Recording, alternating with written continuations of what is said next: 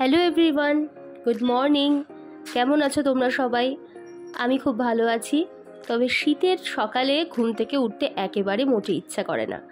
December মাস পড়ে গেছে, তাও শীত সেইভাবে না থাকলেও শীতের আমেজটা তো চলেই এসেছে। সকালবেলা ঘুম থেকে উঠে আগেই প্রথম কাজ হচ্ছে বেডটাকে ক্লিন করে নেওয়া। বেডটাকে তাই একটু রেডি করে নিচ্ছি।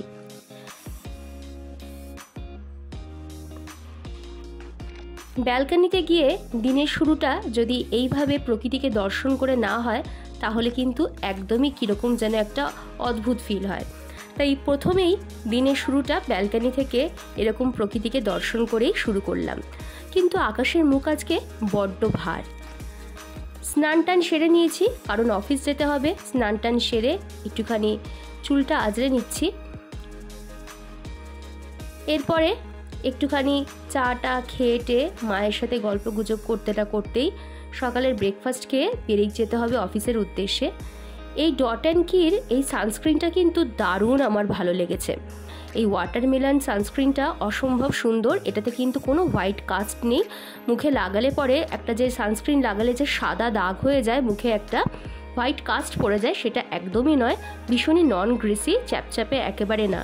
খুব ভাল লাগে আমার এই সানস্ক্রিনটা। আমি এটা অ্যাপ্লাই করি। এটা কিন্তু একদমই কোনো পেড প্রমোশনাল ভিডিওস নয়।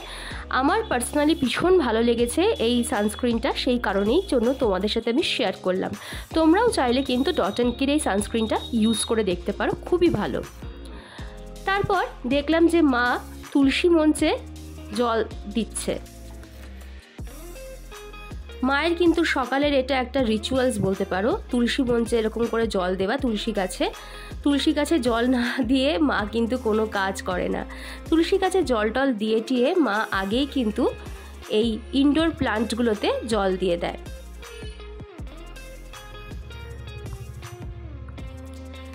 তারপর হালকা করে একটু দেখিয়ে দিলাম আমার রুম থেকেও কিন্তু সুন্দর একটা বাইরের ভিউ। সকালবেলা স্নান টান সেরে আগেই এসে যাই ঠাকুরের কাছে। বাবাইয়ের কাছ থেকে আমি আশীর্বাদ নিয়ে নিলাম। আমার বাবাইকেও কিন্তু ঠাকুরের কাছেই কিন্তু রাখা হয়েছে, কারণ আমি মনে করি যে সমস্ত সন্তানরা বাবা কিংবা মাকে হারিয়েছে, তাদের সবার প্রথম কাজ হচ্ছে বাবা মা থাকাকালীনও যেরকম বাবা মাকে ভক্তি শ্রদ্ধা করা উচিত, বাবা মার অবর্তমানেও বাবা মার উপস্থিতিটাকে এইভাবেই কিন্তু সবসময় যেন নিজেদের কাছে আগলে রাখা, এটাই আমার মনে হয়। তারপর সকালবেলা মা তুলসী পাতা, মধু আর গরম জল দিয়ে দিল। সেটা খেয়ে নিয়ে চলে এলো চা আর টোস্ট বিস্কুট। চা আর টোস্ট বিস্কুট খেতে খেতে মায়ের সাথে একটুখানি গল্পগুজব করলাম, কারণ সকালবেলা মায়ের সাথে এইটুকু কথাবার্তা না বললে পরে সারাটা দিন আমার একেবারে ভালো কাটে না। তারপরেই তো দিনের বেশিরভাগ সময়টার জন্যই অফিসে চলে যেতে হবে। অনেকক্ষণ মায়ের সাথে দেখা সাক্ষাৎ হবে না, আবার অফিস থেকে ফিরে এসে মায়ের সাথে গল্পগুজব। তাই সকালবেলাটা কোনোভাবেই আমি আর মা মিস করি না। আগেও যেরকম আমরা তিনজনে মিলে চা খেতাম সকালবেলা, বাবাই আমি মা, এখনও ঠিক তাই। বাবাইকে মাঝখানে রেখেই বাবাইয়ের উপস্থিতিটাকে আমরা স্মরণ করেই কিন্তু আমি আর মা ঠিক একইভাবে কিন্তু সব কিছুটা মেনটেন করি। করতেই চলে এলো ব্লিঙ্কিট থেকে আমার একটা পার্সেল। আমি একটা বডি লোশন আর একটা ট্রিক্সের একটা হেয়ার সিরাম অর্ডার দিয়েছিলাম, সেটাকে রিসিভ করে নিয়ে তারপর দেখলাম রান্নাঘরে গিয়ে মা তৈরি করছে আমার জন্য ব্রেকফাস্ট। এগ পোচ এখানে রেডি হচ্ছে, আর তৈরি হয়ে গেছে দুটো ব্রেডকে মা টোস্ট করে নিয়েছে। আজকে আমি সকালবেলা এই ব্রেড টোস্ট, এগ পোচ আর কলা দিয়েই ব্রেকফাস্টটা সারবো। তারপরেই চলে যেতে হবে অফিসে। তাই একটুখানি না খেয়ে গেলে মা ভীষণই রাগারাগি করে। আমি কোনোদিনই ভারী কিছু খেয়ে বেরোতে পারি না, এটা আমার ছোটোবেলা থেকেই খুব বাজে একটা অভ্যাস বলতে পারো। তাই মা বলে যে সবসময়ের জন্য খালি পেটে কখনোই বেরোতে নেই, কিছু অন্তত খেয়ে অবশ্যই বেরোনো উচিত। মা তো আমাকে সকাল থেকে অনেক কিছুই অফার করতে থাকে, কিন্তু আমার কোনো কিছুই খেতে সেইভাবে বেশি ভালো লাগে না। কখনো মুসলি খেয়ে নিই, কখনো ওটস, কিংবা কখনো এরকম একটু ফ্যান্সি ব্রেকফাস্টের মধ্যে এরকম ব্রেড অমলেট আর পোচ আর এই বানানা। তারপর তো অফিসের জন্য রেডি হয়ে গেলাম। মাকে বাই বলে চলে গেলাম অফিসের উদ্দেশ্যে। এবার রিক্সা ধরতে হবে। রিক্সা করে যাব মেট্রো স্টেশনে, মেট্রো ধরে চলে যাব অফিসে। ঘর থেকে বেরিয়ে গেলাম, অলরেডি আমি রিক্সা পেয়ে গেছি। এবার আমি রিক্সায় উঠব, রিক্সা করে যাচ্ছি এবার মেট্রো স্টেশনের উদ্দেশ্যে। আকাশের মুখটা কীরকম ভার দেখো, আর আমাদের এইদিকে কিন্তু চারিদিকে এত সুন্দর গাছপালা, এত সুন্দর মনোরম দৃশ্য। যখনই বাইরে বেরোই না কেন বা বাইরের দিকে তাকাই না কেন, বা বাড়িতে থাকলেও মনটা বেশ ভালো হয়ে যায়। আর এই দিকটা এত সুন্দর গাছে মানে চারিদিকটা ভর্তি, ভীষণই ভালো লাগে। এই প্রত্যেকটা দিন এই সময়টাই রিক্সা করে যেতে যেতে আমি এই সমস্ত প্রাকৃতিক দৃশ্য উপভোগ করতে করতে যাই, মনটা বেশ ভালো লাগে। আবার কখনো কখনো এই মেঘলা আকাশ দেখলে মনটা বড্ড ভারাক্রান্তও হয়ে যায়। অজানা কোন দুঃখ যে মনের ভেতরে গ্রাস করে সেটা ঠিক বলে বোঝানো যাবে না। মাঝে মাঝে দেখবে এরকম হয়, তোমাদের হয় কিনা জানি না, আমার তো বেশ হয়। কোনো কারণ ছাড়াই খুব কষ্ট লাগে, দুঃখ হয়।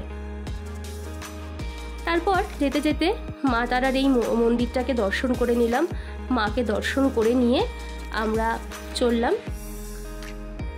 অফিসের উদ্দেশ্যে।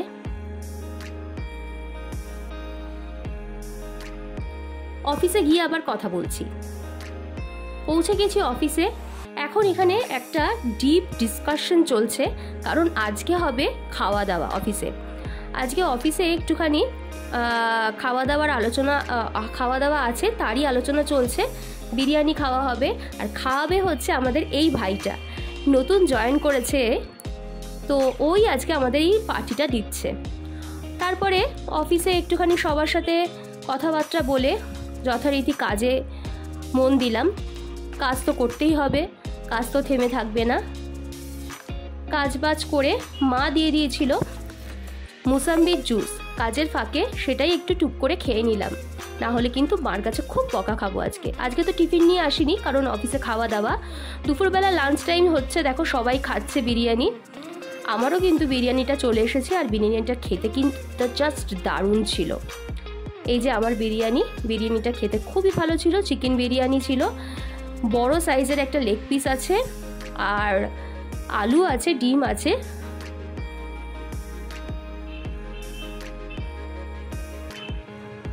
আমি বিরিয়ানিটা এনজয় করি। আবার দেখা হচ্ছে বিকেলে।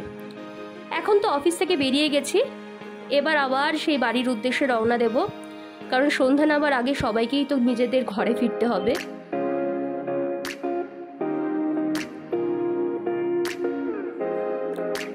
আজকে আবার একটুখানি বৃষ্টি হয়েছে। অবশ্য বলতে পারো ওয়েদারটা এতটাই ফ্ল্যাকচুয়েট করছে, আমাদের এখানে ডিসেম্বর মাস পড়ে গেল অথচ সেইভাবে কোনো ঠান্ডা নেই। এটা কিন্তু বেশ একটা ভাবনার বিষয়, কারণ ওয়েদার কিন্তু ভীষণভাবে মানে কী যে বলতে চাইছে, আমরা ওয়েদারের কথা কিন্তু কিছুই বুঝতে পারছি না। যাই হোক, মেট্রো ধরে চলে এলাম আমি আমার গন্তব্যের দিকে, রওনা দিচ্ছি। এবার আবার রিক্সা ধরে নিয়েছি, বাড়ির উদ্দেশ্যে রওনা দিচ্ছি। আশা করি আজকের ভিডিওটা ভালো লেগেছে। তোমরা ভিডিওটা লাইক, শেয়ার আর সাবস্ক্রাইব করতে ভুলো না। বাই।